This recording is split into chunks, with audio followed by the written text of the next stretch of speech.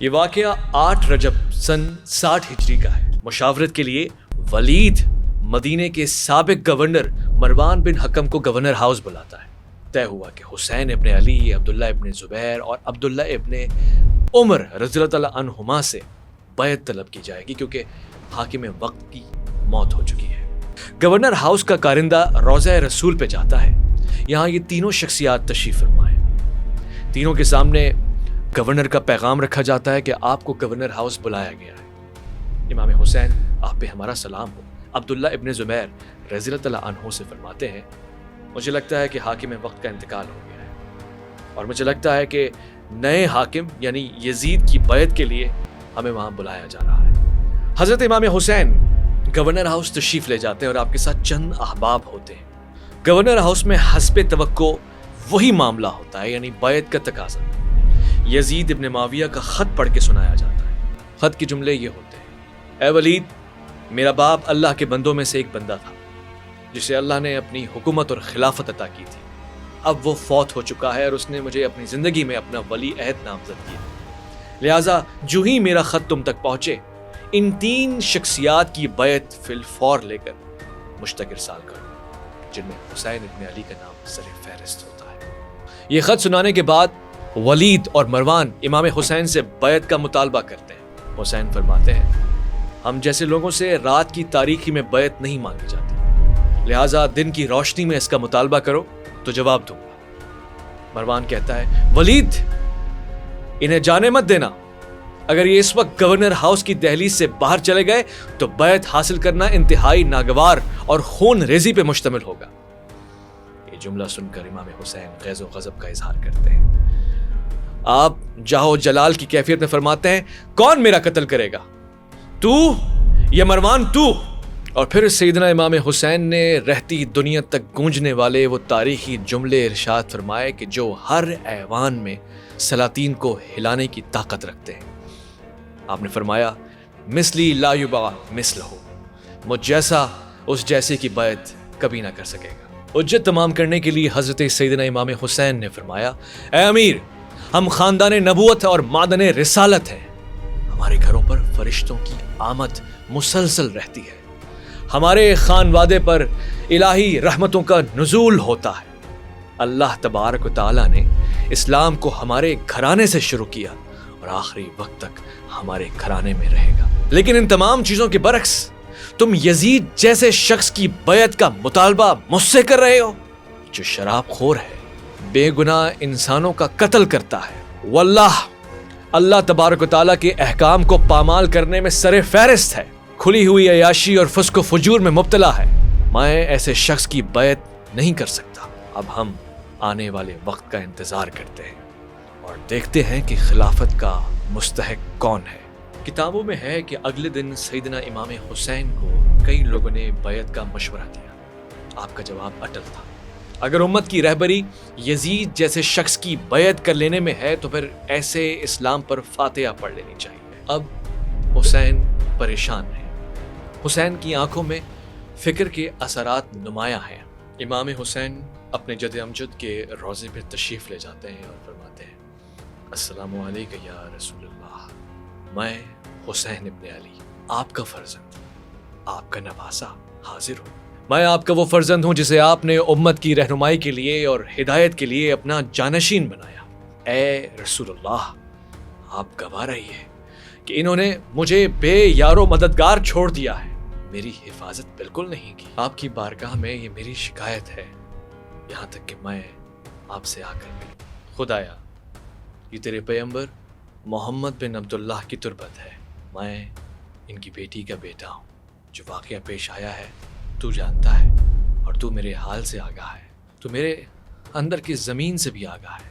میں نیکی کو اچھا سمجھتا ہوں اور منکر سے نفرت کرتا ہوں۔ اے خدایا، اس تربت پاک کی قسم، میں حق کے ساتھ ہوں، اور اس تربت میں سونے والے کی جو رضا ہے وہی میری رضا ہے، اور میرے لیے حق کی قسم اگر کوئی چیز جو تیری اور تیرے پیغمبر کی پسندیدہ ہے تو وہ میری پسندیدہ ہے۔ پھر امام آنکھیں نم کر کے رونے لگے اور سر پاک پیغمبر کریم صلی اللہ علیہ وآلہ وسلم کی قبر پر رکھ دیا۔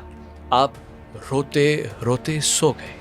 خواب میں آپ نے اپنے نانا رسالت مآب صلی اللہ علیہ وآلہ وسلم کو دیکھا کہ فرشتوں کے ایک گروہ کے ساتھ تشریف لائے، کچھ دائیں اور کچھ بائیں اور کچھ آپ کے پیچھے کھڑے ہیں۔ پیغمبر کریم سرور کائنات نے حضرت سیدنا حسین کو اپنے سینے سے لگایا، پیشانی کو بوسہ دیا اور فرمایا، بیٹا میں دیکھ رہا ہوں، عنقریب ایک گروہ جو اسلام کا دعوے دار ہوگا تمہیں کربلا کی سرزمین پہ قتل کر دے گا۔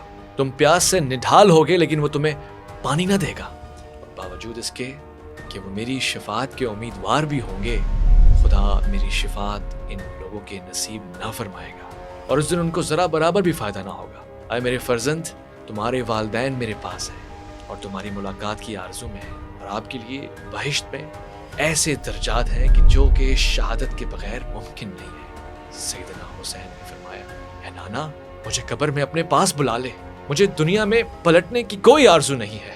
پیغمبر نے فرمایا، سعادت شہادت کو حاصل کرو اور ان درجات کے ساتھ ہمارے پاس آ جاؤ۔ اس کے بعد امام نیند سے بیدار ہو گئے۔ اب حسین نے مدینے سے رخصت لینے کا ارادہ کر لیا ہے۔ امام مدینے کو الوداع کہنا چاہتے ہیں۔ اسی دورانیے میں امام سیدنا حسین، آپ پہ ہمارا سلام ہو، آپ کے نسبی بھائی یعنی حضرت محمد حنفیہ رضی اللہ تعالیٰ عنہ تشریف لائے۔ آپ کی والدہ خولہ بنت جعفر حنفیہ تھیں، جن کے بطن سے صرف ایک ہی اولاد پیدا ہوئی جن کا نام محمد کنیت ابو القاسم تھی۔ آپ ابن حنفیہ کے نام سے مشہور ہیں۔ آپ کی وفات 81 ہجری میں ہوئی اور آپ کا مدفن طائف ہے۔ 60 ہجری میں آپ بیمار تھے اور آپ کا ہاتھ شل تھا، جس کی وجہ سے آپ امام کے ساتھ کربلا نہ جا سکے۔ محمد ابن حنفیہ نے امام حسین کے ساتھ پیش آنے والے سلوک اور برتاؤ پر افسوس کا اظہار کیا۔ آپ کسی بھی صورت امام کو مدینہ چھوڑنے کا مشورہ نہیں دینا چاہتے تھے۔ آپ نے فرمایا کہ ہمیں یہیں مدینے سے ایک تحریک کا آغاز کرنا چاہیے جو یزید کی فوج سے مقابلہ کر سکے۔ انہوں نے اس خدشے کا بھی اظہار فرمایا کہ نزدیک ہی شہروں میں ٹھہرنے کی وجہ سے لوگ تقسیم ہو جائیں گے اور اس طرح اہل بیت رسالت مآب کو نقصان پہنچے گا۔ امام نے فرمایا، اے میرے بھائی، اگر اس وسیع و عریض دنیا میں میرے لیے کوئی پناہ ہے بھی تب بھی میں یزید کی بیعت نہ کروں گا۔ اے میرے بھائی، اللہ تبارک و تعالی آپ کو اس خیر خواہی اور ہمدردی کا بہترین اجر عطا فرمائے۔ میں نے مکہ جانے کا فیصلہ کر لیا ہے۔ میرے بھتیجے اور کچھ لوگ ساتھ جائیں گے۔ وہ تیار ہیں کیونکہ یہ لوگ میرے مشن سے اتفاق کرتے ہیں۔ ان کے اہداف بھی وہی ہیں جو میرے مقاصد ہیں۔ آپ کے ذمے یہ کام ہے کہ میری عدم موجودگی میں آپ یہاں مدینے میں میری آنکھ بند کر رہے ہیں۔ حضرت عبداللہ ابن عباس سے امام حسین کی ملاقات۔ عبداللہ ابن عباس رضی اللہ تعالیٰ عنہ ایک نامی گرامی شخصیت ہیں۔ آپ حضرت علی کرم اللہ وجہہ کے انتہائی قریب اور انتہائی وفادار ساتھی رہے ہیں۔ آپ کو جو ہی علم ہوا کہ امام حسین مدینے کو رخصت کہنا چاہتے ہیں، الوداع کہنا چاہتے ہیں، آپ حاضر ہوئے۔ نے عرض کیا کہ اے حسین، میں یہ دیکھ رہا ہوں کہ جیسے آپ نے پچھلی حکومت کے دور میں صبر فرمایا، یزید کے دور میں بھی ویسے ہی صبر فرما لیجئے تاکہ حکم الہی سے کوئی حل نکل آئے اور آپ کے اہداف بھی پورے ہو جائیں۔ امام حسین نے فرمایا، کیا کہہ رہے ہو؟ میں یزید کی بیعت کرنے والا نہیں ہوں، کیونکہ رسول پاک نے جو کچھ بھی فرمایا ہے وہ مجھے یاد ہے۔ عبداللہ ابن عباس نے کہا، آپ درست فرماتے ہیں، میں نے خود رسول خدا سے سنا تھا اور اس میں کوئی شک نہیں ہے کہ میرے بیٹے اور میری بیٹی کے بیٹے حسین کو قتل کر دیا جائے گا۔ امام نے فرمایا، اے عبداللہ، کیا کہتا ہے اس جماعت کے بارے میں جس کے افراد اللہ کے رسول کے بیٹے اور اس کی بیٹی کے بیٹے کو گھر سے نکالنا چاہتے ہیں، تکلیف پہنچانا چاہتے ہیں اور اپنے جد کی تربت کی زیارت سے روکتے ہیں اور مجھے روضہ رسول سے محروم کرنا چاہتے ہیں؟ مجھے ڈرایا جا رہا ہے، مجھے وطن چھوڑنے پہ مجبور کیا جا رہا ہے، جبکہ میرا کوئی گناہ بھی نہیں ہے۔ عبداللہ ابن عباس نے کہا، میں اس کے علاوہ کچھ نہیں کہتا کہ ایسے لوگ کافر ہیں، نہ ان کی نماز قبول ہے اور نہ ان کی کوئی عبادت، نہ ان کا کوئی ذکر قبول ہے اور نہ ہی ان کا کوئی عمل قابل قبول ہے۔ اے فرزند رسول، آپ امیر، نیک، سرور، فرزند نیک، بنت رسول اور حضرت علی کرم اللہ وجہہ کی آنکھوں کی ٹھنڈک ہے۔ یہ خیال نہ کرو کہ خدا تعالی ظالموں کے افعال سے غافل ہے۔ میں گواہی دیتا ہوں کہ جو شخص بھی آپ کے جد کی مجاورت اور محبت سے منہ پھیر لے گا، دنیا اور آخرت میں اس کا کوئی مقام اور حصہ نہیں رہے گا۔ امام حسین نے فرمایا میرے اللہ گواہ رہنا۔ ابن عباس نے کہا میری جان آپ پر قربان، آپ جو اس طرح مجھے اپنی شہادت کی خبر دے رہے ہیں، مجھے اپنے واقعے سے آگاہ کر رہے ہیں، اگر میرے تعاون اور نصرت کی ضرورت ہو تو میں خدا کی قسم آپ کی حمایت میں اپنی گردن کٹانے کو تیار ہوں، میرے دونوں ہاتھ کٹ کر گر جائیں اور آپ کا حق ادا نہ ہو۔ عبداللہ ابن عباس کی امام حسین سے ملاقات۔ تاریخ کی ایک نامور شخصیت، خلافت اسلام کے دوسرے عظیم خلیفہ حضرت عمر فاروق رضی اللہ عنہ کے فرزند عبداللہ ابن عمر رضی اللہ عنہ تشریف لے کر آئے۔ آپ کا مقصد امام حسین سے محبت کا اظہار کرنا تھا۔ آپ کی گفتگو سیدنا امام حسین سے کچھ یوں ہوئی، اے ابا عبداللہ، اپنے ارادے کو ترک کر دیں اور ہمارے ساتھ یزید کی بیعت کر لیں، اپنے گھر اپنے نانا کے حرم سے محروم نہ رہیں۔ یزید کی بیعت کر لینے میں ہم سب کے لیے آسانی ہے، ورنہ زبردستی بیعت لی جائے گی اور آپ کا امن اور سکون چھین لیا جائے گا۔ امام حسین علیہ السلام نے فرمایا میں ان باتوں پہ لعنت کرتا ہوں، کیا میں اپنے نظریے میں غلط ہوں کہ تم مجھے اس کی بیعت کر لینے کی صلاح دے رہے ہو؟ عبداللہ ابن عمر رضی اللہ عنہ نے فرمایا آپ غلطی پہ نہیں ہیں، یہ ممکن ہی نہیں کہ خداوند متعال دختر رسول کے فرزند کو غلطی پہ رکھے، لیکن آپ نے نہیں سنا کہ زمانہ کبھی کبھار الٹی چال چلتا ہے۔ میں اے حسین اس بات سے ڈرتا ہوں کہ یہ زمانہ آپ کی طرف لپک پڑے اور آپ کو اپنا شکار بنا لے، وہ ایسا کام کریں کہ جس سے آپ کی حرمت پامال ہو اور آپ برداشت نہ کر سکیں۔ عافیت اسی میں ہے کہ ہم اور آپ اتفاق کریں اور مدینے میں ہمارے ساتھ بیعت کر لیں۔ امام حسین نے فرمایا میں یزید کی بیعت کبھی نہیں کروں گا، میں اپنے نانا کی سنت اور اپنی بابا کی سنت پہ چلوں گا۔ حضرت مولا کائنات علی کرم اللہ وجہ کی شخصیت، جو شخص بھی میری اتباع کرے گا اس نے حق کو قبول کر لیا اور اسے سعادت اور سلامتی ملے گی۔ اے عمر کے بیٹے سن لو، جو شخص بھی میرا انکار کرے گا اور میری اطاعت سے خارج ہو جائے گا اس کے بارے میں صبر کروں گا یہاں تک کہ خدا میرے اور اس کے درمیان خود کوئی فیصلہ کر لے۔ اس کے بعد امام نے اپنے بھائی محمد ابن حنفیہ کی طرف توجہ دی اور فرمایا خدا توفیق کو رفیق بنائے، اب تمہیں الوداع کہنے کا وقت آ گیا ہے۔ والسلام علی من تبع الہدی، اس پہ سلام کہ جس نے ہدایت کی پیروی کی۔ امام پاک کی اپنی نانی حضور جناب حضرت ام سلمہ رضی اللہ عنہا سے ملاقات۔ جیسے ہی جناب حضرت ام سلمہ رضی اللہ عنہا کو امام حسین کے مدینے کو چھوڑنے اور عراق کی طرف جانے کی اطلاع ملی، آپ عصا کا سہارا لیے چلی آئیں۔ آپ نے کہا اے حسین، میں نے سنا ہے کہ تم مدینے کو چھوڑنا چاہتے ہو، میں نے سنا ہے کہ تم عراق کی طرف جانا چاہتے ہو۔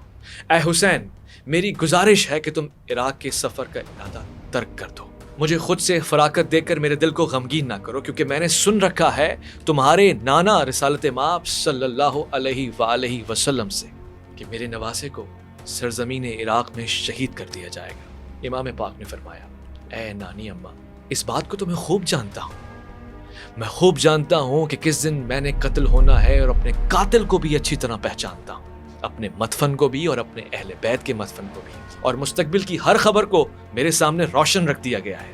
نانی اماں، اگر آپ چاہتی ہیں تو میں اپنا مقتل آپ کو دکھا سکتا ہوں، آپ بھی جان جائیے گا۔ روایات میں ہے کہ امام سید حسین نے اپنی 2 انگلیوں کے اشارے سے اپنی نانی پاک کو وہ جگہ دکھائی کہ جہاں آپ کو دفن ہونا ہے۔ نانی اس مٹی کو پہچانتی تھی۔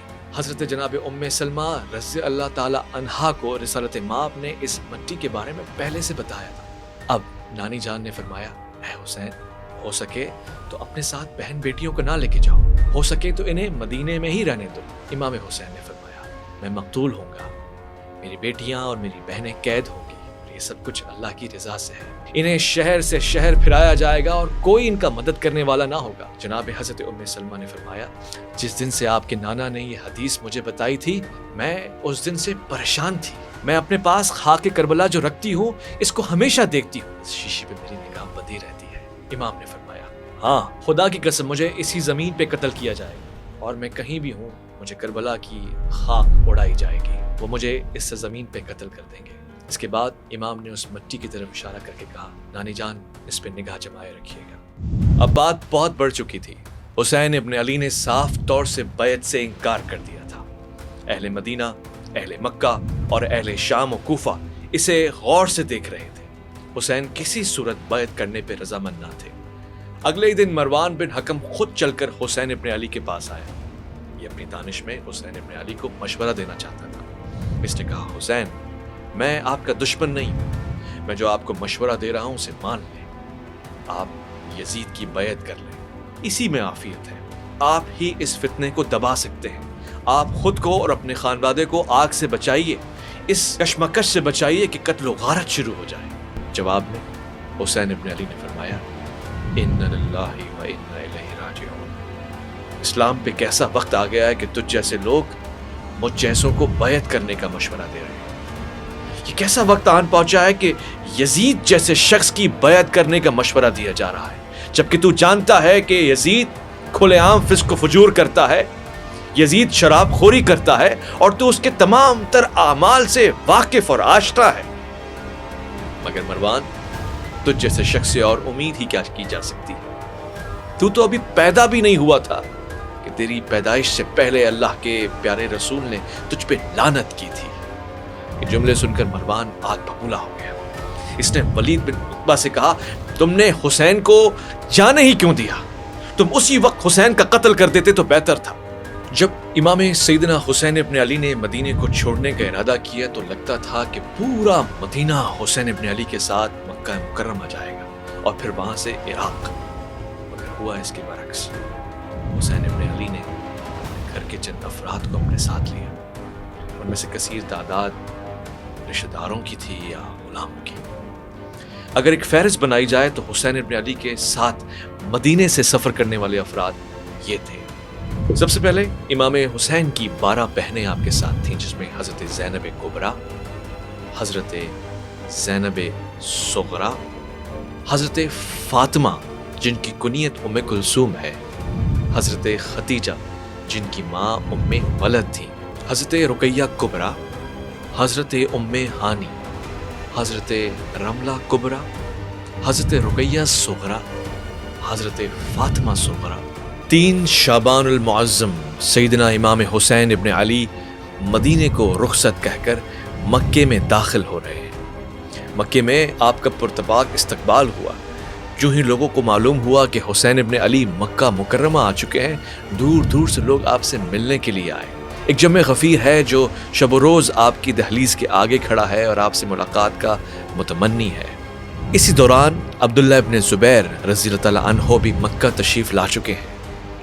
اس وقت ایک کشمکش ہے، مکے میں کون سردار ہے؟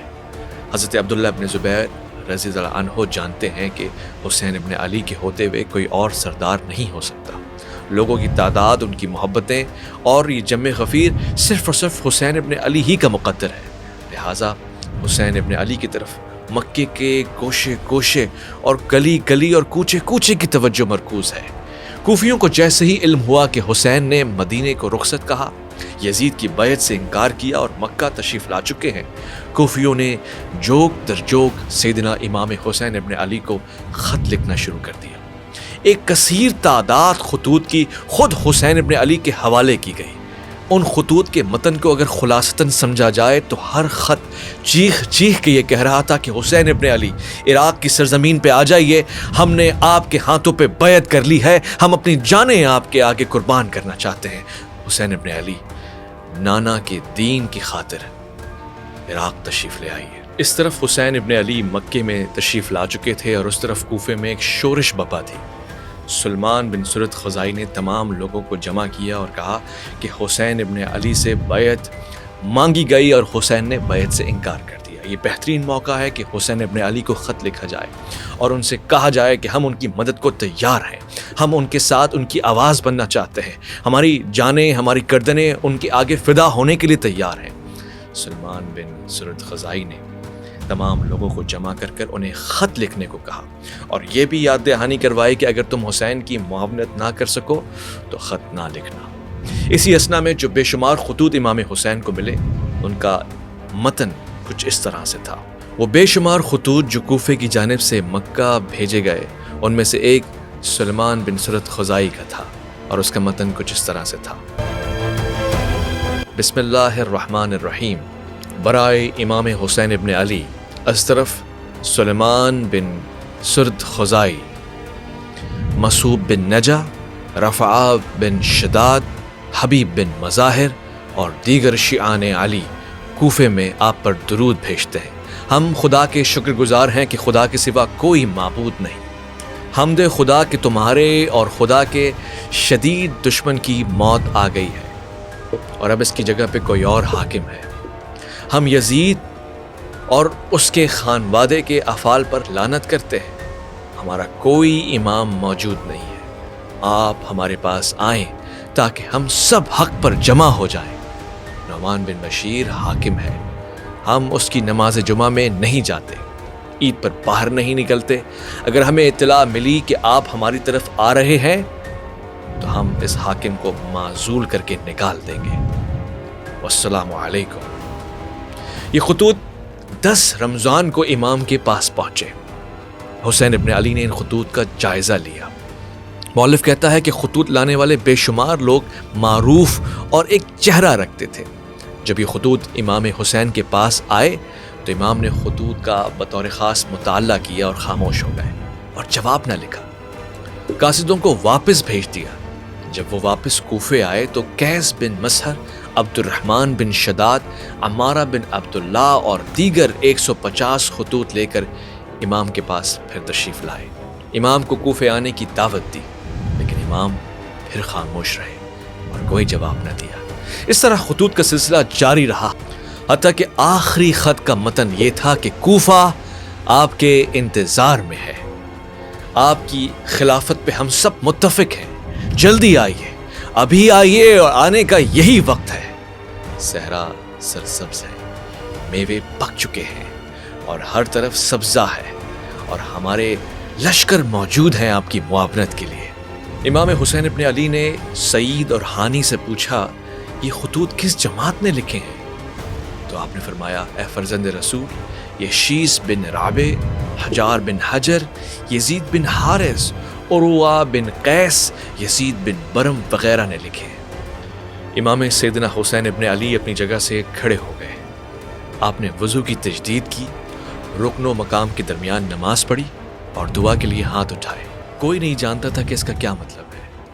کچھ دیر کے فاصلے کے بعد امام تشریف لائے۔ امام نے جواباً یہ خط لکھا، حسین ابن علی کی طرف سے گروہ مومنین کے لیے، اما بعد، ہانی اور سعید نے تمہارے خطوط پہنچا دیے اور حالات بھی بتائے ہیں، جس سے میں نے یہ سمجھا ہے کہ تمہارا امام نہیں، میں تمہارے مقصود میں تاخیر نہیں کروں گا، لہٰذا اپنے بھائی مسلم بن عقیل کو، جو میری طرف سے وکیل ہے، بھیج رہا ہوں۔ وہاں پہنچ کر مسلم بن عقیل مجھے وہاں کے حالات سے آگاہ کریں گے۔ والسلام۔ امام نے یہ خط روانہ کیا اور جناب مسلم بن عقیل کو فرمایا کہ میں تمہیں کوفے اپنا وکیل بنا کر بھیج رہا ہوں، وہاں جا کر تصدیق یا تردید کا خط لکھنا، اگر حالات موافق ہوں تو ان سے بیعت لو۔ دعا کرتا ہوں کہ خدا تجھے اور مجھے شہادت پر فائز کرے۔ مسلم بن عقیل کو سینے سے لگایا اور ودا کیا۔ دونوں بھائی دیر تک گلے لگ کر روتے رہے۔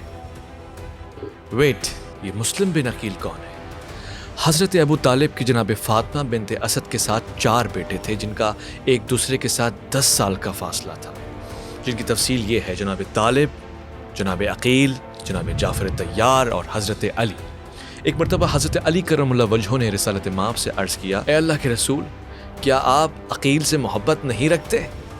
تو آپ نے فرمایا، اے واللہ، میں عقیل سے دوہری محبت رکھتا ہوں، ایک محبت اس سے اور دوسری ابو طالب کی عقیل سے محبت کی وجہ سے، اور ان کا ایک بیٹا آپ کے بیٹے کی محبت میں شہید ہوگا، جس پر مومنین کی آنکھیں آنسو برسائیں گی اور ملائکہ مقربین درود اور سلام پڑھتے رہیں گے۔ پھر اللہ کے رسول رونے لگے، حتیٰ کہ آپ کے آنسو آپ کے سینے مبارک پہ گرنے لگے۔ آپ نے فرمایا، میں اللہ سے شکوہ کروں گا جو میرے بعد میری اطرت کو ایذا پہنچائے گا۔